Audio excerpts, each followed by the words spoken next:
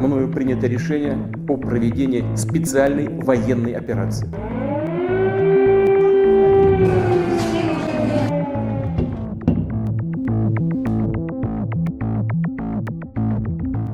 It's likely that Vladimir Putin has reconciled himself to the fact that there are no quick wins to this war.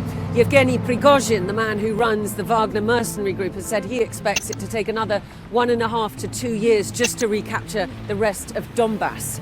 The expectation is that Valery Gerasimov, the man who runs the Russian army, will launch some kind of spring offensive.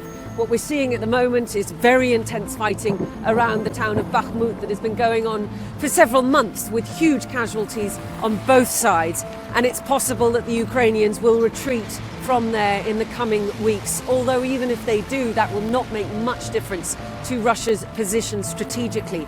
And along the rest of the line, you have a war of attrition with not very much movement on either side. It's difficult to see how Russia scales that up in any particularly dramatic fashion. There are concerns in the West that it might bring its air force into play in a way that it hasn't yet in this war, but Ukraine does also have pretty good air defences at this stage, so we'll have to see what difference that will make. I think as long as Putin can keep his land corridor to Crimea, he might be happy to engage the Ukrainians in a long, grinding war of attrition in the hope that eventually the West will tire of providing support. Broadly and publicly, yes, the elites are behind Vladimir Putin. Given Western sanctions, they don't really have any other option but to sink or swim with him. There are disputes of an operational character, really, competition over assets or over positions, but nothing that would undermine the unity of the elites.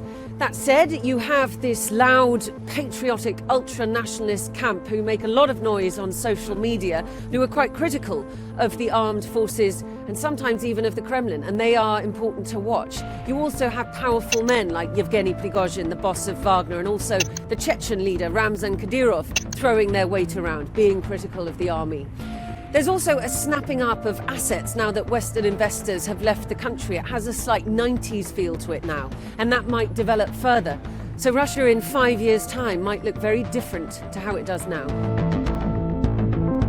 Support for Vladimir Putin among his core constituency, so the millions of people who live in the regions, who don't earn all that much, who believe what they see on state TV, is still pretty strong. Putin has created this patriotic narrative of you're either with us or against us, we must protect Russians wherever they are, the West is out to get us, and those are tropes that are easy for people to latch onto. За нами правда, за нами Россия. They don't know the true cost of this war, they aren't told the real casualty numbers, and they do believe that the West is out to get them and that they were forced into it. The spirit of patriotism burns bright, and Putin pours fuel onto those flames every time he gives a speech.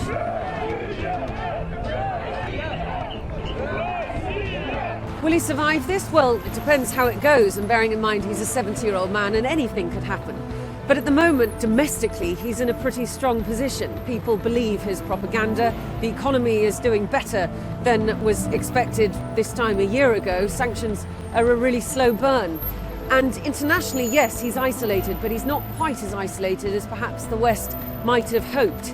If he loses Crimea, then that might be another question. Who knows what he'd do? But that doesn't look likely at this stage.